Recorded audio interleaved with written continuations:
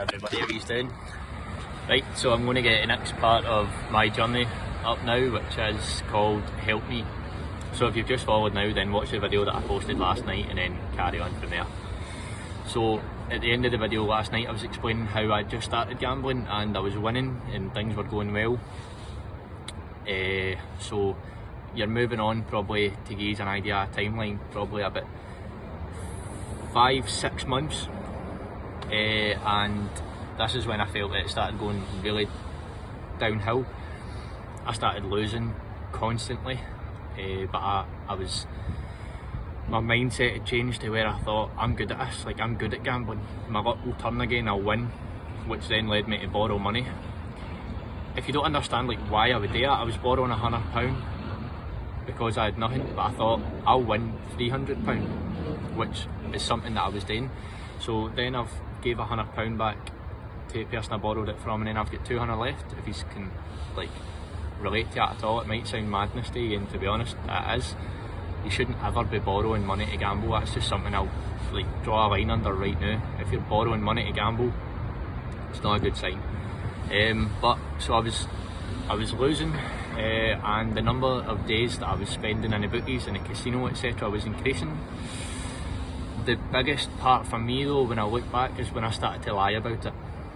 I'd always been honest with my mum and dad, and with my family and my mates, but it got to the point quite quickly where I wasn't telling my mum that I was going to the bookies or going to the casino. I wasn't telling my pals all the time that I was going to the bookies because I felt quite embarrassed about it.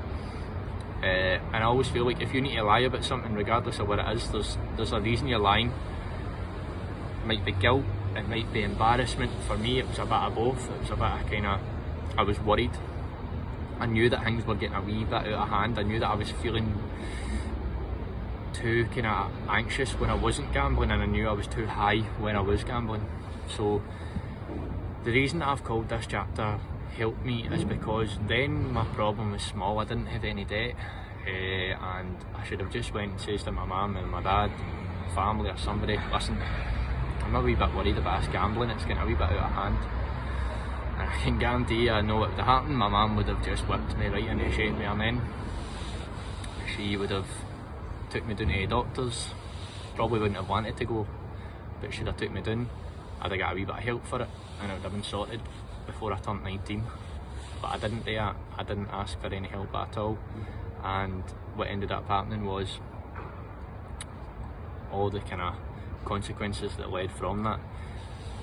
So when I look back, what I think to myself is, why didn't I just put my hand up and say I need a bit of help? Probably because I felt like I was not too good for that, but I felt like I was maybe a person that couldn't show any sign of kind of weakness. Not that I was hard man in any type of way at all, nothing like that. I just felt like I did have a wee bit of kind of pressure on my shoulders, like people would come to me with problems, so I thought, well, I can't, be showing signs of weakness myself. But if I could kind of make an analogy for you, the people that message me, right, and when I read the first line or two and I see them saying, I have a problem, or I had a problem or something, see when they open up to me, the first thing, like automatically that comes to my head is, I think, right away, you've got my respect. Now, it might not be a big deal to you, but you've got my respect, you've 100%. The other thing I think is, how brave are you to reach out to a stranger, to try get help? You're brave, you're braver than I ever was. Why are you brave? Because like, what does brave actually mean? Being brave is putting yourself in a situation that's difficult. And I'll do you one even better. Being brave is putting yourself in a situation that's difficult for others. Opening up about how you're feeling and about something you're worried about is a difficult situation. Therefore you're brave if you're doing it. Now, I didn't want to hurt anybody. I didn't mean to cause all the damage that I caused. And I certainly didn't mean to ruin my own life. But I wasn't brave enough to just put my hand up when I knew a problem was developing and just say, listen, something's going on.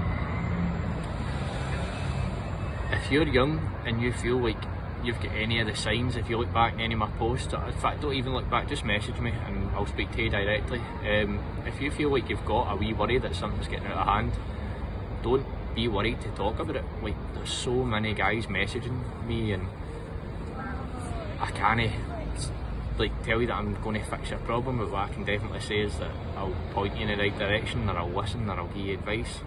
And just get yourself a bit of help. As I always say, a problem that size is much easier to deal with than a problem that size. That's why I'm doing Gam Talk.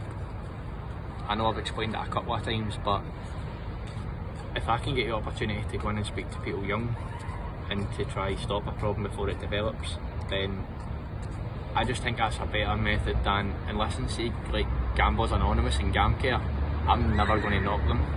Great services, great people involved, and I'm sure they're just as passionate about helping like eradicate problem gambling as much as I am. So I'll just put that on the record. But to me, it's like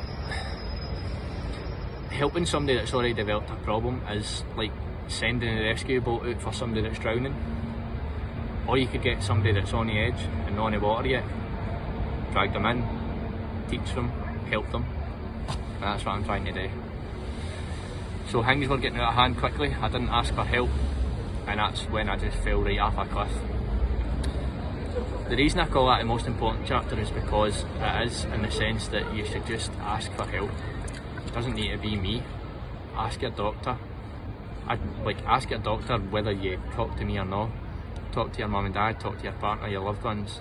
I'm just here if you need me, and I'll do what I can for you. But tomorrow night's chapter is called Down and Out, and it's where I said tonight is the most important, and it is. Tomorrow is probably the most impactful in terms of like, I will let you know how truly bad it got. And it's like, I'm alright doing these videos. I don't exactly like getting in front of the camera, to be honest, like just talking and that. I feel a bit awkward about it, but if it helps, it helps. Talking about like when I was really low is something that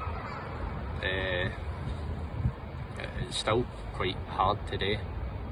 So hopefully he's tuning in tomorrow, and as I said, he'll really kind of get a taste of like how bad it got for me. And the main, like, it's not for sympathy, it's not for, oh, you should be proud of yourself or any of that sort of stuff. I don't feel that way. It's so that you can put it in front of your wee brother, your son, or your partner or your mate, and say, like, learn from that guy. That's what I keep saying. Don't envy me, because there's nothing to envy, just learn from me. So I finished that in a wee bit of a downer there, but I'm freezing and I need to go get in my sleeping bag and find a place to sleep, because it's Baltic. But I'll talk more about that on my story. What I would ask is if you could all, not always, but if some of you could share it, and like if a few new people share it, if a few new people follow, then it widens the audience, and that helps me all big time. Thank you very much, team. I'll let you go, and take care. Nearly halfway through. Take it easy, right?